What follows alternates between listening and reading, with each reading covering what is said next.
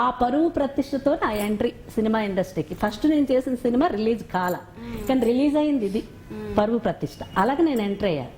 అయితే నేను ఎందుకు వచ్చానంటే సార్, మీరు ఇండస్ట్రీ కోసం ఒక్క మాట నా కోసం చెప్తే ఎవరైనా తీసుకుంటారంటే, ఆయన స్ట్రైట్గా ఆలోచించి, సార్ నేను నాటకాలు వేసాను, అవార్డులు కూడా చాలా తీసుకున్నాను సార్ అంటే, చూడమ్మా నిన్ను చూస్తుంటే ఒక్క మాట అంటేనే ముఖంలో ఎక్స్ప్రెషన్స్ మారిపోతున్నాయి. ఇప్పుడు మనకి ఎంత టాలెంట్ ఉంది అన్నది ఇండస్ట్రీకి కాదమ్మా కావాల్సింది.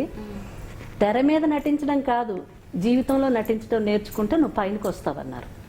తెర మీద నటించడం కాకుండా జీవితంలో అంటే జీవితంలో ఎందుకు నటించాలి? నీకు ఇష్టం లేకుండాను ఎవరైనా ఏదైనా అంటారు, నీకు లోపల కసును తిట్టుకో, సార్ నమస్కారం సార్, సార్ అది సార్ ఇలాగ ఉండాలి.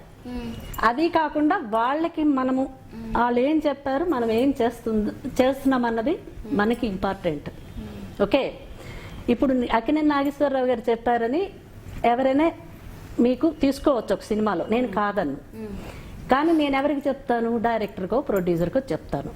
మరి నేను చెప్పినంత మాత్రాన వాళ్ళు తీసుకుంటారని మీరు అనుకోకండి. వాళ్ళకున్న ఛానల్స్ వాళ్ళకు ఉంటాయి. ఇప్పుడు వాళ్ళ దృష్టిలో ఒక అమ్మాయి ఉంటుంది, బొమ్మాయి నుంచి తీసుకొచ్చి పెట్టుకోవాలి, లేకపోతే ఇంకొకరికి పెట్టుకోవాలని.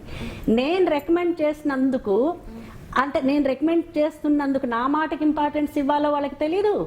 వాళ్ళకున్న ఛానల్ ఏంటి, బిజినెస్ కోసం ఈ అమ్మాయి అయితే బాగుంటుంది సినిమాకి, కొత్త అమ్మాయికి పెట్టుకుంటే మనకి బిజినెస్ కాదు, కాబట్టి ఈ అమ్మాయికి తీసుకుంటే మనం ఎందుకు రిస్క్ చేయాలనుకునే వాళ్ళు కూడా ఉంటారు.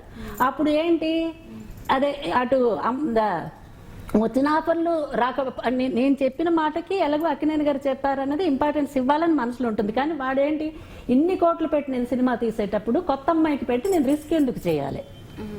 నేను బిజినెస్ కోసం ఈ అమ్మాయికి పెట్టుకుంటే బాగుంది, లేదు నేను చెప్పినట్టు విన్న అమ్మాయికి పెట్టుకుంటే బాగుందని వాళ్ళ థాట్స్లో కూడా కొంతమంది ఉంటారు. కాబట్టి నేను చెప్పే కంటే డైరెక్ట్గా మీరెళ్ళి ట్రై చేస్తే కొంతమంది అయినా ఇస్తారు. ఈ రికమెండేషన్ వల్ల జరిగేది ఏంటంటే, ఇటు ఇవ్వాలో తెలీదు, అటు ఇవ్వకూడదో తెలీదు. ఇట్లాగా వాళ్ళకి ఏంటంటే మనం ఇబ్బంది పెట్టేవాళ్ళం అవుతాం. కాబట్టి మీరు ఎవరు ఏదన్నా కూడా మీకు ఇమ్మీడియట్గా ఒక మాట అంటే ఇలాగా, అంటే జనరల్గా అంటే నేను రీడ్, నా అనుభవంతో నేను రీడ్ చేసినంత వరకు ఒక మాట అంటే ముఖంలో అది మీకు అది చేంజ్ అయిపోతుంది ఎక్స్ప్రెషన్. అలా ఉండకూడదు. మీకు ఇష్టం లేనివి కూడా కొన్ని ఫేస్ చేయాల్సి వస్తుంది. మీకు కష్టంగా ఉన్నా కూడా ఆ ఇండస్ట్రీలో ఉండాలనుకుంటే కొన్ని చేయాల్సి వస్తుంది.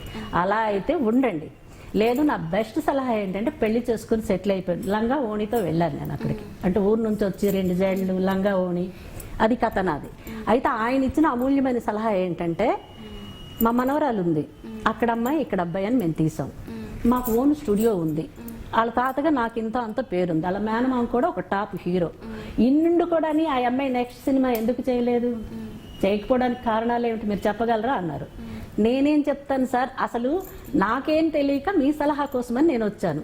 మరి ఇన్ని స్టూడియో, అంటే మాకు స్టూడియో ఉండి, నేను ఒక పెద్ద ఆర్టిస్ట్ అయ్యి ఉండి, వాళ్ళ మేనమామ ఒక పెద్ద, నాగార్జున గారు ఒక పెద్ద హీరో అయ్యి ఉండి, మరి ఆ అమ్మాయి సెకండ్ మా అమ్మాయే మీరే పెట్టుకోండి, మీరే బిజినెస్ చేయండి అంటే